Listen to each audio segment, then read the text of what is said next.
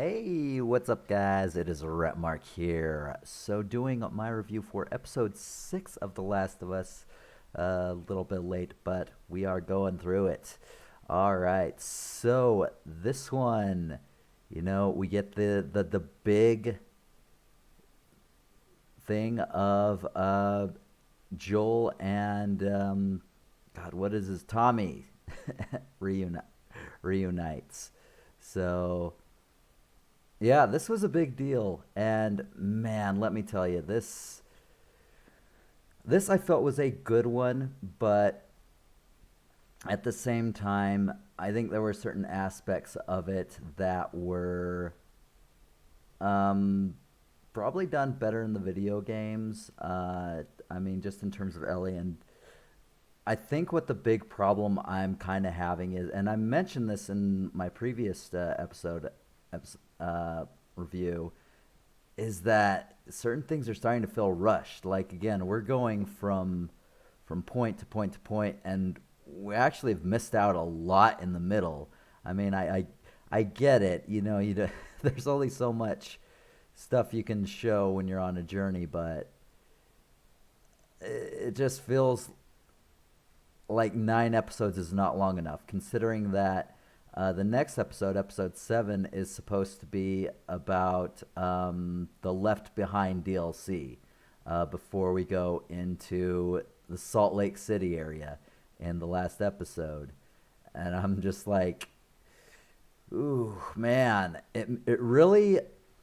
And what this has done is, I think that episode 4 was a mistake on their part. They essentially turned that into a two-part episode, essentially. And it didn't need to be. Like, so much of it could be cut out. So much of it seemed irrelevant. Um, it just, yeah, it just felt like fluff, and it made me not like that episode even more as a result of it. So yeah, we're kind of going to be struggling because again, like we know how it ends, and I'm just like, oh, good grief. I love how they recreated Jackson. It looked very amazing. Um,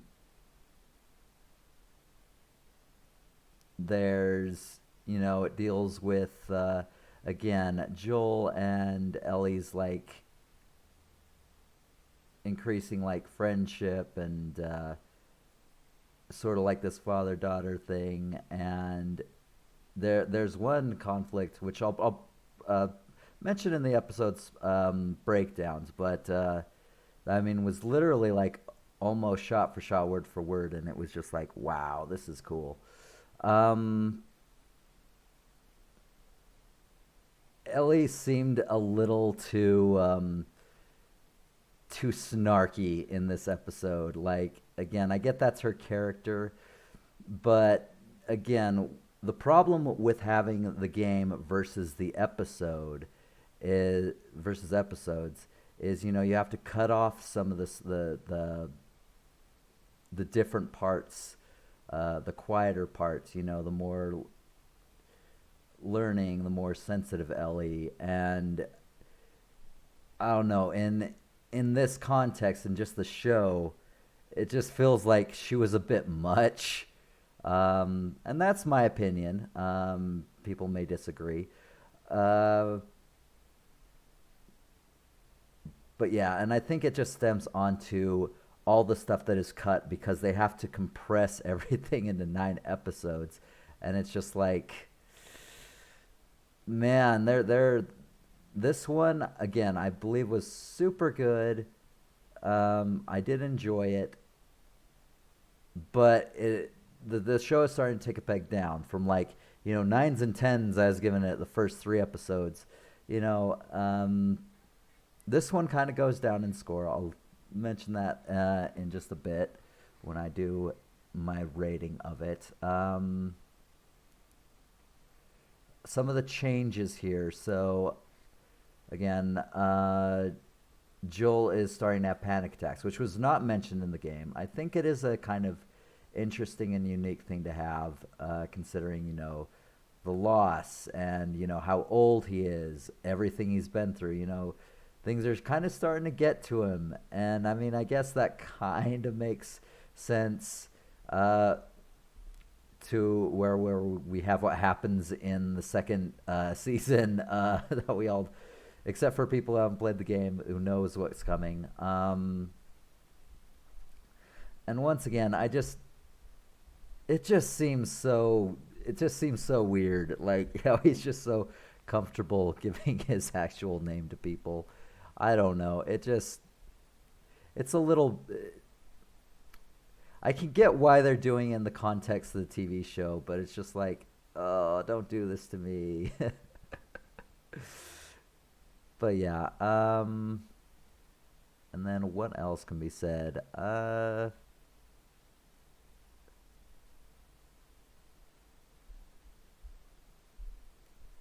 And the only other change that I can think of is more of an actual event that happened, which I'll mention in the breakdown, because I want to just keep this to that. But no, I think this was a strong episode. I loved what is her name? Tommy's fiance and Maria. So yeah, that is actually, yeah, she was pretty good. Like, from what I hear, and like a lot of characters in this, like, some of them played the game, some of them haven't, but most of them, they wanted to do their own take on a character, um, without like verbatim trying to copy the character in the game. And I think that works out. And again, Joe and Ellie are the heart and soul of this. Like, Joel is just, so Pedro Pascal is just amazing. He's an amazing actor, and he's pulled off Joel like to a T. Mwah! Just awesome. And Ellie, I think she's doing a great job. I have enjoyed her. I think it's her own take on it, of course, but I think that she does encapsulate the essence of who Ellie is. And I think it works. The problem is, once again, as I'm going to say it again, because of all the compression we're doing, this episode, she kind of got a bit grating. Just in terms of context, at least to me. And then also in this, there's a little brief, like point where you see this girl looking at her, and if you remember, that turns into her girlfriend. At least that's from what I've read. So okay, sweet. And I forget her name off the top of my head, but yeah. And then another problem I had with this is, after they leave Jackson, that felt like 10 to 15 minutes of like another episode. It seemed just so detached. Like, the whole Jackson thing, I feel, could have been an episode unto itself. So, and I get the need to compress things, but again, it kind of like leaves a lot of stuff out, and it leads to weird feelings like that. Like, again, this felt like two episodes. One was cut out, and again, I really don't like the fact that they did episode 4, because it seemed like a waste of time with now how hard we're trying to get through this kind of stuff. So anyway, what did I think of this episode? I think this was a strong 7. I love the acting. I love the performances. I love the reenactment, the whole recreation of Jackson. But again, just the end of the episode seeming like it belonged in its own episode. And then Ellie kind of being a bit grating.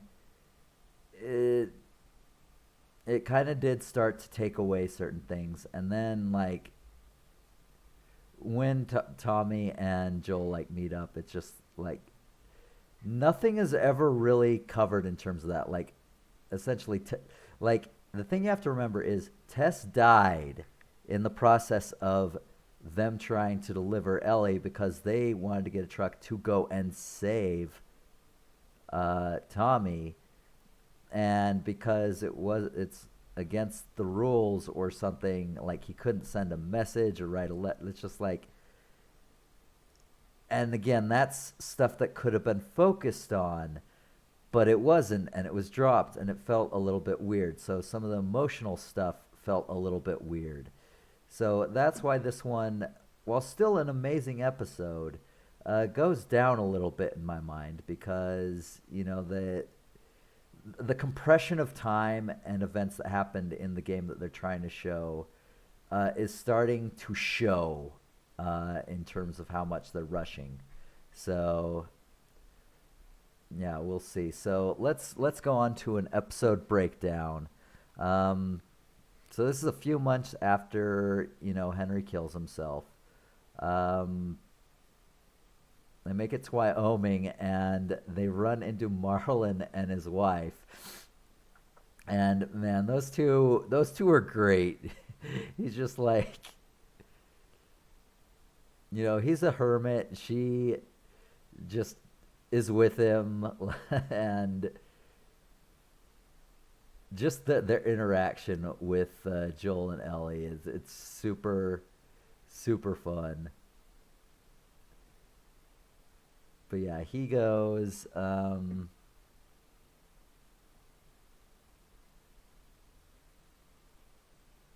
So after getting some food and all that, they leave, and after talking with them, his brother may be dead because there's apparently a bridge across a river where raiders, stuff like that, they end up dead, and that's where Joel ends up having his first panic attack. Which again, I like the fact that they're showing these things because it makes what happens later a lot more believable. So anyway, they go and they are eventually surrounded by a group led by Maria. And it's so cool because, there's a dog that is apparently supposed to sniff out signs of infection, and, that, so they're going to test it, and, you can tell they're worried because the dog's growling, and there's like 15 guys around, just like, how the hell are they going to get out of this? But then after taking a sniff of Ellie, the dog ends up loving her, and it's just like, all right, all is well. Sweet. So yeah, you have the Joel is reunited with Tommy, which I loved, but again, it's just like a lot of stuff has happened. It's almost like Tess has just become a plot device because it is not covered over at all. Again, send a letter, get on a radio, do something, but he didn't let him know, and she died because they thought he needed rescuing, and he didn't need rescuing. He was fine. In fact, he's thriving. He's married and is about to have a kid, and it's just like, but I did like the conversation between the two of them, where he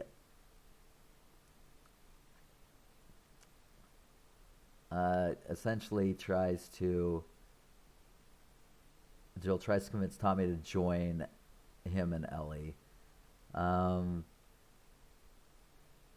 But yeah, all that, and he has another panic attack, and he sees a girl that sort of reminds him of Sarah. It's not Sarah, but man, it is just, yeah, he is really struggling. While that's happening, Maria does trims Ellie's hair, and tells her to be cautious, because Joel has a dangerous past. And Ellie cleverly rebuts, citing Tommy's past. So it's just like, point taken. Hold on.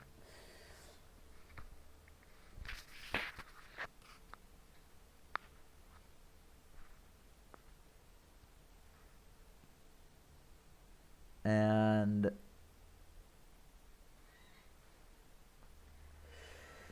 yeah, so in another conversation that Joel and Tommy have, he does talk about Ellie and her immunity and how he's starting to break down all the things he's seen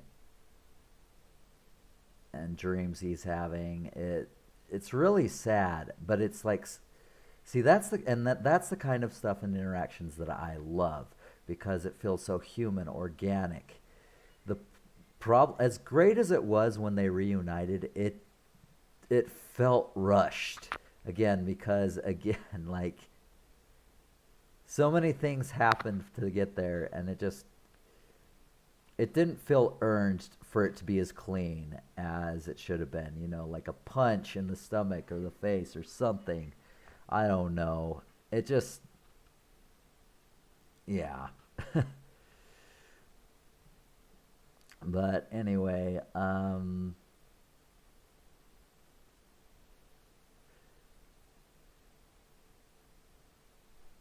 so Joel essentially asks Tommy to take him to the Fireflies because he doesn't think he can keep her safe. Um, and then Ellie overhears them, and yeah, her and him get into a big talk where it's just like, I know you think you're doing the best for me, but I would be scared with anyone else, how they're close, and essentially like she is not his daughter.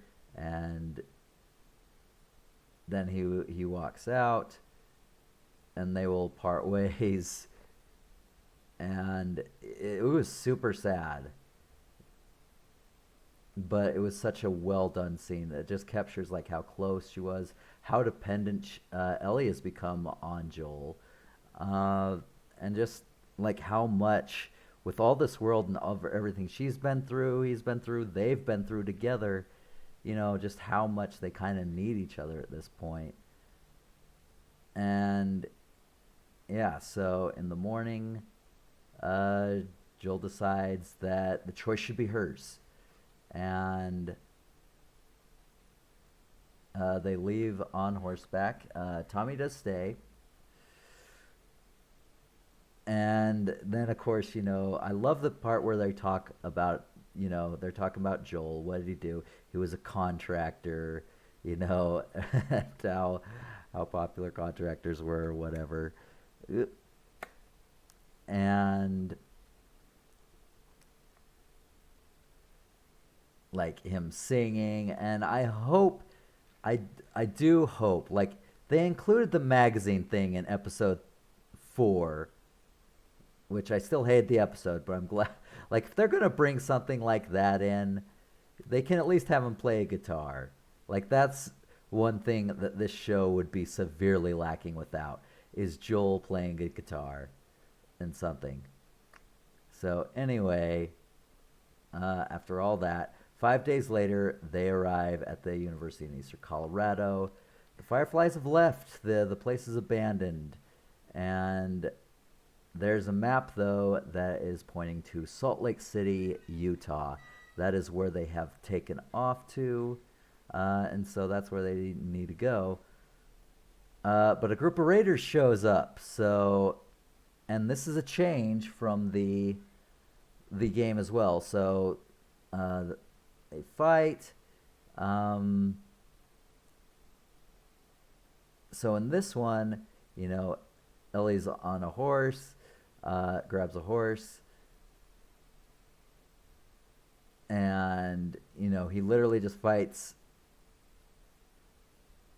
and kills a raider, but he gets stabbed. Whereas in the game, he gets knocked out a window and gets impaled through rebarb. So a little bit of a change. Kind of, it works though. It works. Um, but he has to get on. He's bleeding like crazy. She shoots back, kills another one. It's an intense scene. And then after they've gotten away, Joel, he's like bleeding out. So He collapses on the horse, and she's just like begging over him, wake up, I can't do this without you." And yeah, that's where we leave on episode 6. So yeah, this was a good episode. It just had a little bit of weak points in terms that, things that are compressed actually seem compressed and rushed, and it's making other things shown out. Like Ellie was a little bit more grating than she has been. Again, the last 10, 15 minutes of this episode felt like they should have been their own episode. Uh, you know, and added on to it, whereas the Jackson stuff could have been added on to. But yeah, but no, I did enjoy this episode a lot, and I look forward to the next one. So I have not watched episode 7 or 8 yet, but I'm hoping that will come this week soon. So anyway, I hope you guys enjoyed, and I will catch you guys next time. See ya.